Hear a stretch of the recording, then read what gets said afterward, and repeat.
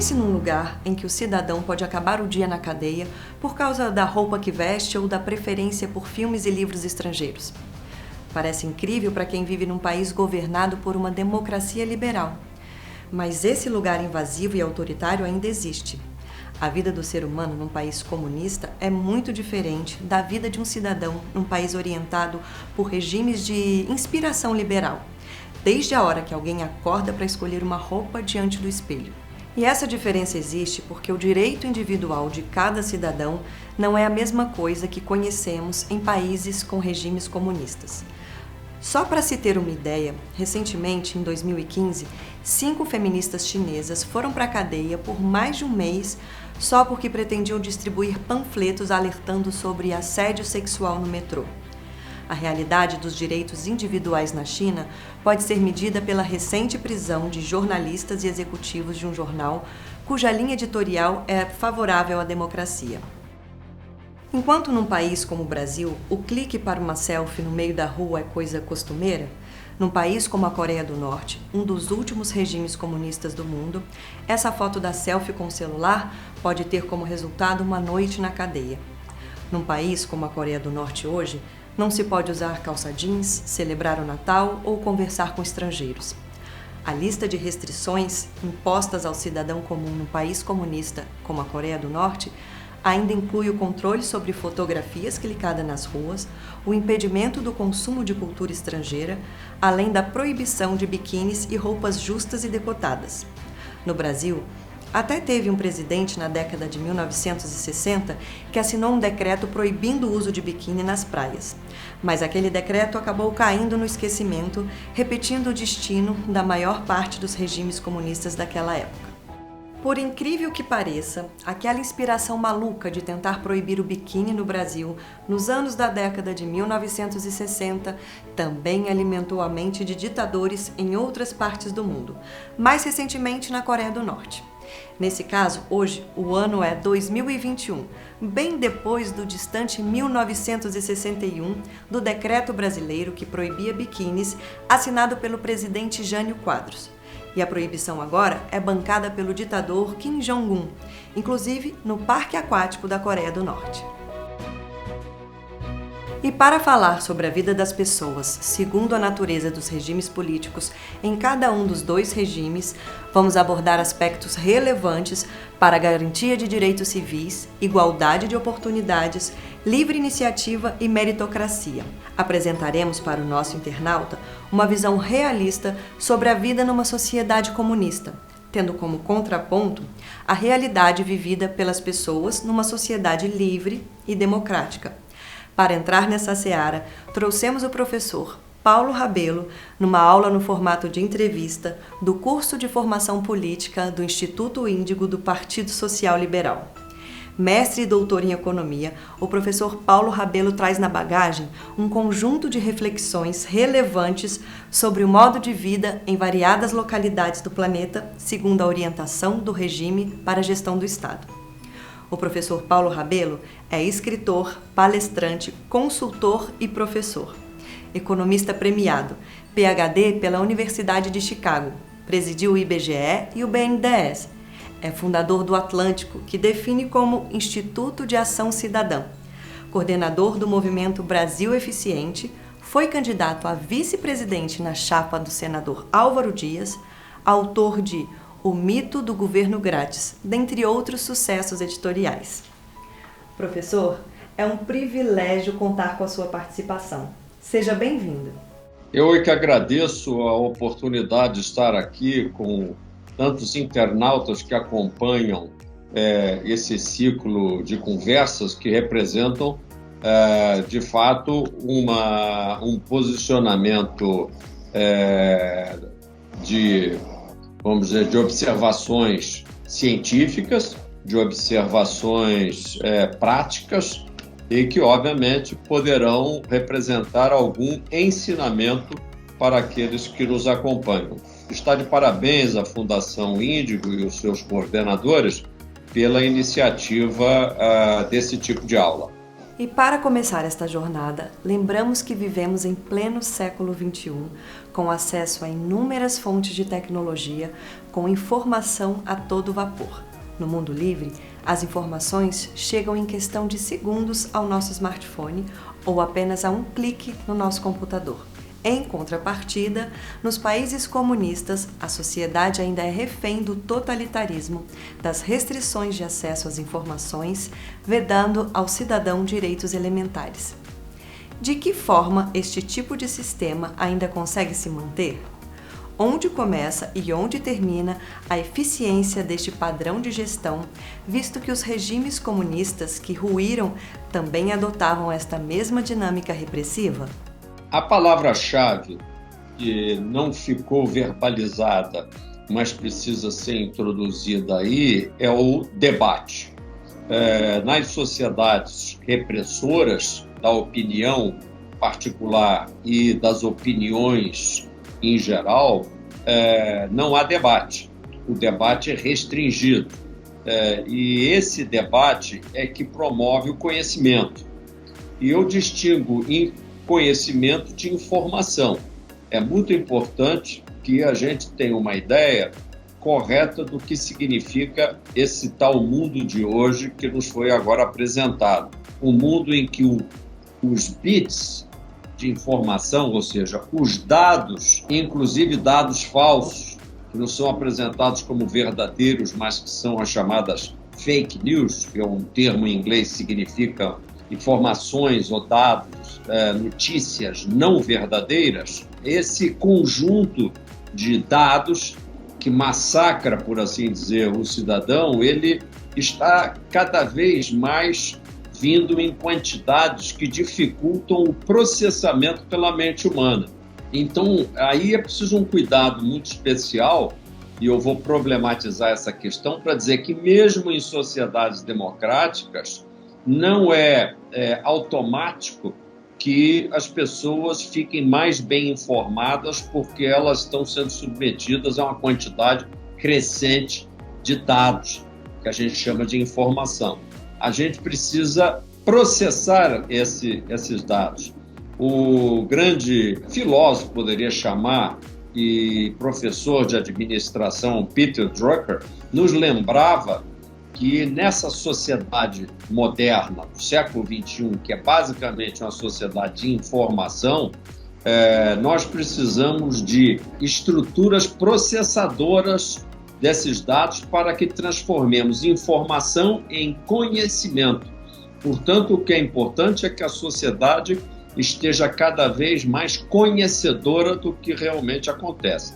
Nas sociedades totalitárias, esse conhecimento fica muito limitado porque o debate é limitado e, frequentemente, as fontes de informação são também, em grande parte, ou conduzidas ou controladas pelas autoridades públicas. Não poderia haver um arranjo pior, que é termos uma sociedade que recebe muita informação e processa pouco.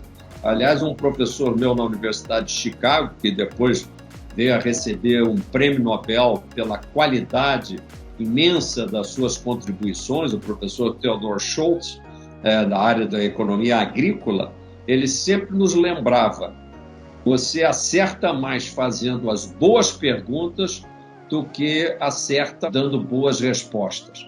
As boas respostas, em geral, partem de boas perguntas, e essas boas perguntas constituem a base de uma sociedade democrática.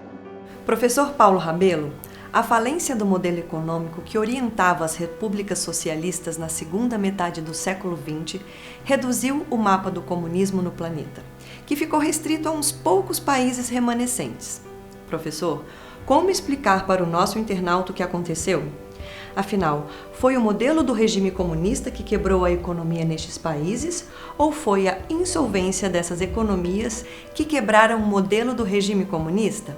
Eu diria a você, numa grande simplificação, que não sobrevive qualquer regime político que, no prazo um pouco mais longo, não entregue resultados palpáveis para a população. Ou seja, existe um ditado que diz: se o cachorro não pode latir, pelo menos ele precisa comer. Em outras palavras, a barriga é o primeiro comando da sobrevivência social. Em seguida, o plano das ideias. Portanto, as democracias, elas são, vamos dizer assim, um estágio superior da organização social, que começa, em geral, com sociedades mais autoritárias. Aliás, as democracias e as democracias baseadas na liberdade de iniciativa humana e que a gente costuma chamar, numa simplificação, de capitalismo, eles são um produto de um quase milagre do arranjo político que resultou da liberação dos povos em relação aos seus mandantes, que eram, em geral, os reis, os imperadores, e que, numa visão mais simples da sociedade, exerciam esse poder de modo incontrastável, inclusive sem nenhuma representação, ainda que fosse da própria aristocracia. Nós, a partir da Revolução Francesa e a partir da Revolução Industrial, que começa na Inglaterra, começamos a reorganizar as sociedades no mundo ocidental conforme um plano superior, por assim dizer, que foi muito bem relatado pelo grande filósofo dessa nova fase do mundo, que foi o escocês Adam Smith. Aqueles que têm interesse no pensamento liberal devem ler esse grande filósofo, que a gente, por acaso, chama também de pai da economia, porque ele olhou a economia com esta visão liberadora. E Adam Smith escreveu o seu grande livro, em que ele praticamente colocou as bases do que veio a ser conhecido como o sistema capitalista liberal, no grande livro A Riqueza das Nações. Não por acaso, vocês vejam que o título que ele deu, e eu que sou também um modesto autor, posso dizer para vocês, às vezes o autor, o escritor, matuta e reflete mais sobre o título do que sobre a própria obra. É muito importante a mensagem contida sinteticamente num título. E o título, A Riqueza das Nações, para mim, ele envolve um conteúdo de mensagem extraordinário, que é dizer: a gente nunca enriquece sozinho. Apesar de nós estarmos discutindo a liberdade dos indivíduos, Adam Smith não escreveu sobre a riqueza dos indivíduos, a riqueza dos poderosos, a riqueza dos capitalistas, a riqueza dos que se dão bem. Ele falou da riqueza das nações, e as nações são um conjunto relativamente harmônico de indivíduos, e daí a necessidade imperiosa de que todos caminhem juntos, se possível, sem deixar ninguém para trás. E essa é a força da sociedade democrática, é que ela, primeiro, percebe a necessidade de consultar as bases da sociedade. Isso dá trabalho, porque exige alternância de poder através das eleições, o debate permanente das teses e propostas e a liberdade defendida intransigentemente no plano constitucional. E isso é muito mais complicado do que arrumar uma sociedade a partir de um grupo de manda-chuvas que ficam lá em cima e que comandam de alto a baixo a sociedade. Em princípio, as sociedades autoritárias, como foi a União Soviética a partir da tomada do poder e da expulsão da aristocracia dos czares, ela se tornou coletivizada, a gente poderia dizer, até sem muito exagero, escravizada pelo mando de uns poucos, mas ela se simplificou no sentido de que, como diz um ditado, quando um manda, os outros calam a boca e obedecem. E aí, durante algum tempo, essa organização econômica parecia até dar mais certo do que o complicado arranjo democrático em que todos questionam, todos fazem perguntas, todos duvidam, todos metem a sua colher de pau e aparentemente há muito mais ruído no avanço dessa sociedade democrática. A sociedade, no entanto, autoritária, como disse o formulador da pergunta, ela acabou ruindo. Mas como? É porque a sociedade de mando único, ela também é propensa a estabelecer o erro único, o grande erro, o erro de planificação equivocada, ao invés de termos um planejamento flexível, um planejamento indicativo, um planejamento reflexivo, como todo governo democrático pode e deve fazer. Daí o fato de que acabaram essas sociedades ruindo sobre o peso do seu próprio mandonismo. E aí nós aprendemos a partir, principalmente, da queda, vamos dizer, da cortina de ferro e a redistribuição daqueles antigos satélites da União Soviética, que os países hoje que compunham a antiga constelação escravizada da União Soviética estão indo muito melhor, estão se desempenhando, em média, entre os que se dão muito bem e os que não estão indo tão bem, numa grande média, muito melhor, estão apresentando muito mais desempenho para os seus cidadãos e muito mais prosperidade do que no período do mandonismo e do autoritarismo. Mestre, a proibição do uso de calça jeans, da celebração do Natal, do consumo de cultura estrangeira, as restrições da internet, entre outras proibições, são flagrantes de privação de liberdade individual. Este tipo de medida de controle social cumpre algum objetivo em favor dos interesses das pessoas nestes países comunistas? Qual a extensão do dano econômico e cultural nestas sociedades com estas políticas? A pergunta é boa, mas ela vai para o lado da caricatura do mandonismo, ao lembrar, e isso aconteceu em vários episódios, um controle da celebração de festas que eram consideradas, vamos dizer, alienação ocidental, um Natal que é vinculado ao nascimento de Jesus Cristo, e assim por diante. Eu acho que por trás dessa caricatura existe uma oposição do autoritarismo contra as liberdades individuais muito mais grave, que é a restrição às práticas religiosas. E na democracia ela existe. Mais uma vez, o que é que está em jogo? A diferença de opiniões, o respeito pelas diferenças de opinião, pelas diferenças de convicção, de crença, quer política, quer religiosa. Portanto, é uma perda incomensurável de qualidade de vida e qualidade de informação. E é por conta desse cerceamento, desse amordaçamento, que, em geral, e isso é praticamente via de regra, o resultado econômico dessa formulação autoritária é sempre muito ruim. Eu queria dizer, no entanto, que hoje, ao estabelecer, a gente olhar o Brasil, a gente observa que a gente tem provavelmente um conteúdo de autoritarismo implícito na gestão governamental. Não me refiro especialmente a esse ou aquele governante, mas nós temos hoje um baixo nível de respeito ao cidadão. Já para começar, porque vivemos num verdadeiro manicômio tributário, ou seja, uma profusão de tributos, impostos e taxas que incidem na vida diária do cidadão,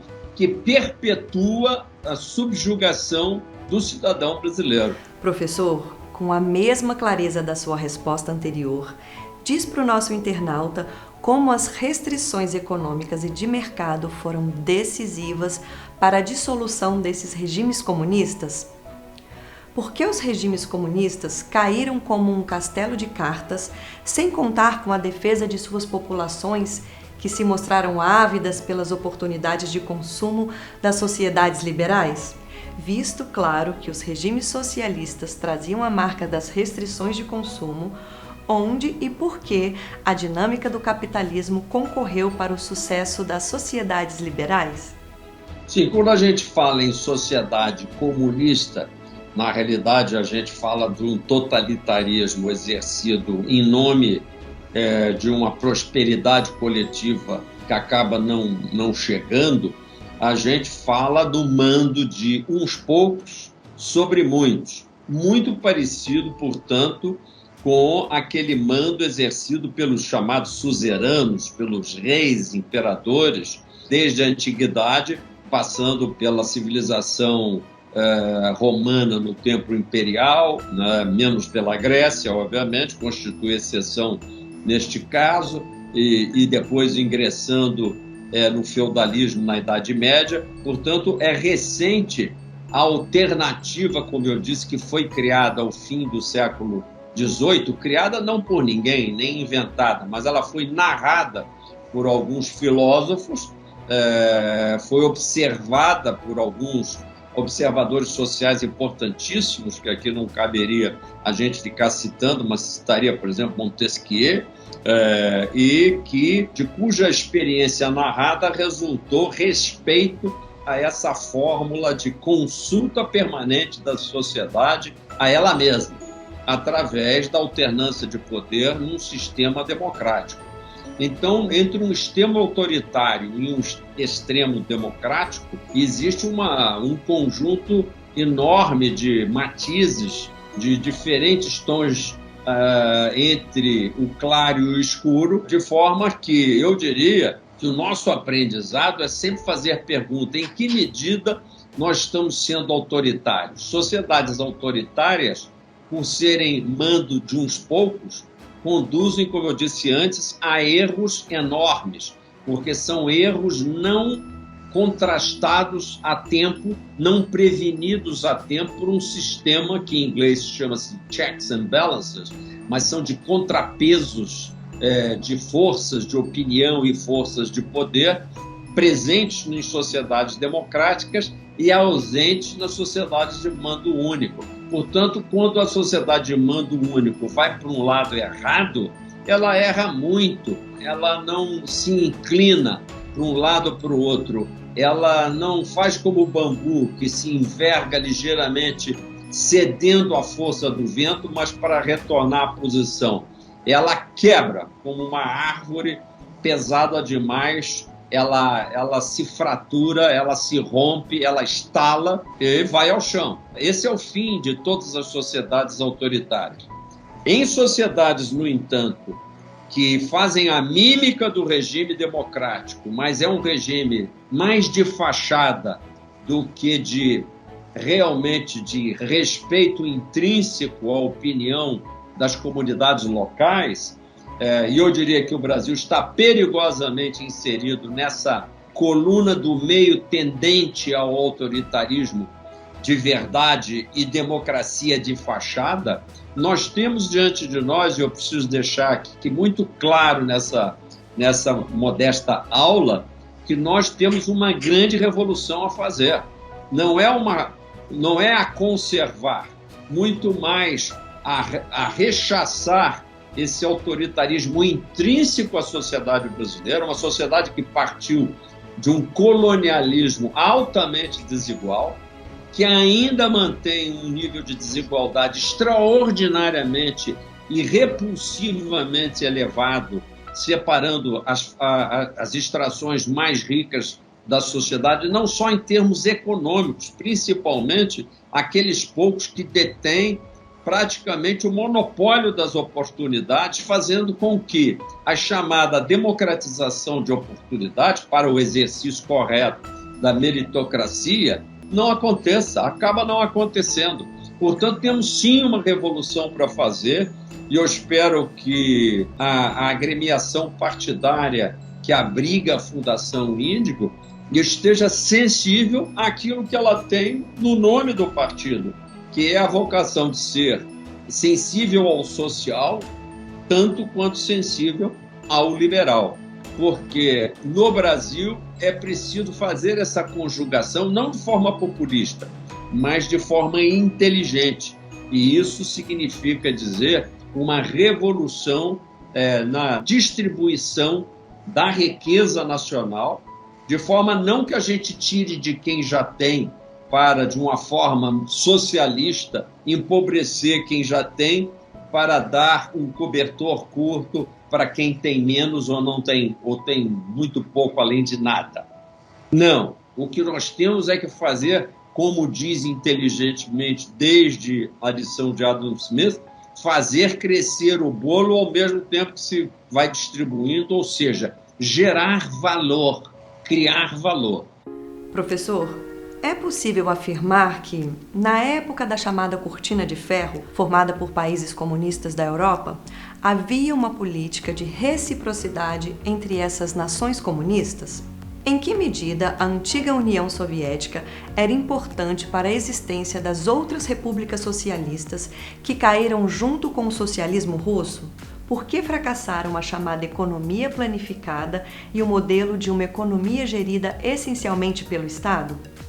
A União Soviética, como arranjo político, ela acabou reproduzindo em seu autoritarismo intrínseco a própria aristocracia czarista que foi combatida em 1917, quando ela surge.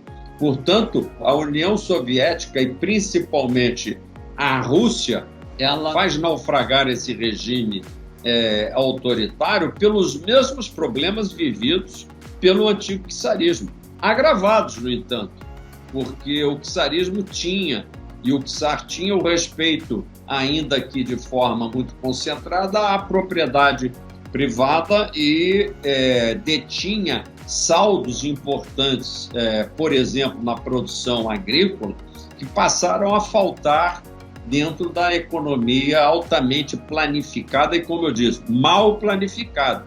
Porque temos que ressalvar que o planejamento é uma prática absolutamente mandatória para governos, porque governos constituem uma interferência na vida social e eles precisam, assim que assumem o poder, esse governante precisa dizer aqui veio.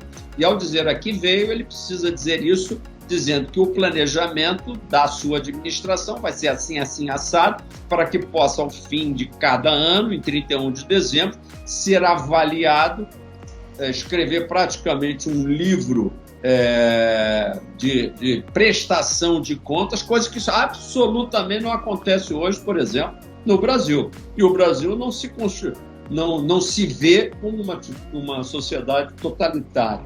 Portanto, o que é que aconteceu nas chamadas repúblicas socialistas de que fazia parte o conjunto chamado União Soviética? Eles fugiram daquele regime. Não houve propriamente essas repúblicas satélites, elas não caíram, elas não naufragaram, elas se liberaram. E hoje constituem, como eu já disse anteriormente, repúblicas com graus diversos de prática democrática, mas, de um modo geral, muito mais dinâmicas, já indo para um nível de tecnificação da sociedade e de, como se diz também na expressão econômica inglesa, de catching up, ou seja, de superação do atraso relativo dessas sociedades, trazendo mais prosperidade para os seus cidadãos. É esse o exemplo que ainda também tampouco praticamos aqui. Aqui nós temos a sociedade arcaica, dominada por grupos que se autoprivilegiam, se dando subvenções, privilégios, subsídios e toda forma de exceções aos altíssimos custos tributários que se pratica em cima da maioria, e isso tudo coonestado pelo Congresso Nacional. E para encerrar esta aula reveladora, professor, trazemos para o debate as mais recorrentes críticas ao liberalismo. Os comunistas afirmam que o desemprego e as diferenças entre mais pobres e mais ricos está entre os flagelos de uma sociedade capitalista, visto que estes ideólogos defendem uma sociedade sem concentração de renda, sem classes e igualitária. Onde se encaixa a China, última grande nação comunista, nesse paradigma? A meritocracia está contemplada neste modelo? Esta crítica ao capitalismo é procedente? Bom, a crítica ao capitalismo é totalmente improcedente, até porque assim é um apanhado de, respeitosamente, posso dizer, de bobagens que são ditas a respeito das sociedades mais bem-sucedidas, porque organizadas em respeito à livre iniciativa e à opinião livre dos cidadãos, tanto nos Estados Unidos, no Canadá, na Europa, no Japão e em tantos dezenas e dezenas de sociedades democraticamente organizadas. Portanto, é clara a vantagem dessa organização em torno da liberdade, que a gente costuma chamar de pensamento liberal. Existe, portanto, sim, uma diferença, vamos dizer, clássica entre o pensamento autoritário, que você está chamando de comunista, mas ele tem várias gradações, vamos dizer, de socialismo em termos de imposição de uma estrutura que busca ser igualitária e, como já disse e repeti várias vezes aqui, acaba sendo a mais discriminadora entre os mandantes e os mandados, entre aqueles que dão as ordens e vão para suas dachas, para suas vilas, para suas mordomias, enquanto os outros pagam a conta. E as sociedades democráticas, onde um primeiro-ministro toma o metrô para ir para casa. O Brasil fica ali na meiuca em relação a esses dois extremos. Muitas vezes, como eu disse, pendendo para um autoritarismo disfarçado de capitalismo, de um socialismo desse bem canalha, bem cretino, que beneficia grupos associados à política, quando na realidade o que nós queríamos era liberar a sociedade brasileira para ela atingir a sua verdadeira prosperidade. E essa se atinge através da coragem da gente abrir a oportunidade realmente para todos. E isso acontece só quando a gente começa fazendo, não falando. Portanto, o liberalismo não é alguma coisa, apesar de nós estarmos aqui só falando, eu espero que tenha dado pelo menos alguns exemplos do que se pode ir fazendo, que é o que menos a gente faz. Nós temos que começar a fazer, a sonhar menos e a realizar muito mais. E isso é possível. Deixo, portanto, esse desafio de reflexão para todos aqueles que nos acompanharam até aqui, que é importante tentar e inclusive errar, e uma das vantagens nossas nas sociedades democráticas é a possibilidade quase sagrada, esse direito que a gente tem de tentar de novo. E esse tentar de novo é próprio de toda a estrutura empresarial competitiva que ainda precisa ser montada num país muito mais educado, muito mais treinado, muito mais respeitoso do lema de não deixar ninguém para trás e, portanto, sim, um país sensível a não deixar que seja uma bandeira de comunistas ou socialistas que a gente tenha uma sociedade com renda menos concentrada. A concentração de renda no Brasil, vamos dizer alto e claro, é uma vergonha, mas não é uma vergonha do capitalismo e não é uma vergonha provocada pela livre iniciativa, mas sim porque governos após governos existem grupos que se dizem governantes, mas que desgovernam o potencial brasileiro. E, portanto, por isso a concentração de renda e riqueza no Brasil tem se perpetuado por excesso de esperteza, de corrupção, de malandragem, de querer tudo para o grupo dos seus e dos seus apadrinhados, dos seus protegidos, e nada ou quase nada, a não ser migalhas de transferências, de auxílios e de vários mecanismos que antes apodrecem, fazem apodrecer aquela chama de empreender que deve estar em cada brasileiro. Nós, inclusive, aqui temos um ópio, que é o excesso dos auxílios que são dados por políticos que querem, de certa forma, anestesiar as vontades dos brasileiros, dando para eles o comodismo de uma migalha assistencial, quando na realidade deviam estar pensando num único caminho, o emprego, um emprego produtivo, um emprego para todos, onde começa e nascem todas as liberdades. Gostaria de agradecer a você também, a todos vocês que tiveram a paciência de nos acompanhar, e quero fazer uma ressalva final. Desconfiem também do que eu falei. É importante o pensamento crítico, inclusive se houve alguma inclinação a concordar com o que eu disse, alto lá. Vamos refletir primeiro, vamos debater mais, vamos pensar, vamos nos liberar daqueles que nos dizem de primeira mão que assim deve ser desse jeito ou assim deve ser de outro jeito. Os verdadeiros liberais são aqueles que não só partem por desconfiar de si mesmos e das suas próprias convicções e estão sempre fazendo, como disse o professor Schultz, boas perguntas, que boas perguntas ensejam o avanço do conhecimento humano, que não tem fronteiras e jamais terá, porque nós precisamos continuar avançando no verdadeiro conhecimento, e esse verdadeiro conhecimento não tem definição prévia. É dúvida e nova pergunta o tempo todo. Muito obrigado a todos. Encerramos mais uma jornada do conhecimento da primeira temporada do curso de formação política do Instituto Índigo do PSL.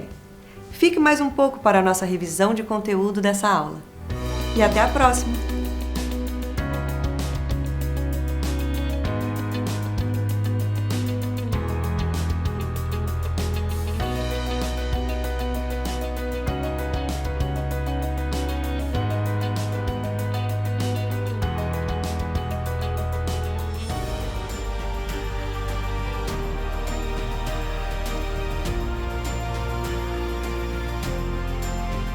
Vamos agora revisar os principais tópicos abordados nesta enriquecedora aula de hoje, formulada em formato de entrevista, quando buscamos amparo no conhecimento para abordar os divisores de águas que separam o insucesso das experiências comunistas dos bem-sucedidos projetos de democracias liberais. Vamos relembrar o que aprendemos sobre os padrões de comportamento de cada um dos modelos de sociedades, inclusive suas respectivas restrições, sem esquecer, é claro, do ordenamento que orienta o perfil do trabalho, da atividade econômica e da própria interação social. Vamos elencar o que destacamos nessa jornada introdutória quando passamos a entender como e por que a democracia liberal triunfou enquanto os regimes totalitaristas, derivados do marxismo puro, conheceram o declínio e o consequente desaparecimento. Numa visão isenta e sem omissões, o professor Rabelo abre esta aula-entrevista reconhecendo que o Instituto do Acesso à Informação é um desafio comum aos dois modelos antagônicos. Se, por um lado, deliberadamente o totalitarismo dos modelos marxistas foram estabelecidos numa política de alienação pela via da restrição ao acesso à informação, as democracias liberais, inadvertidamente, não cumpriram o propósito de garantir uma sociedade esclarecida pelo pleno acesso à verdade.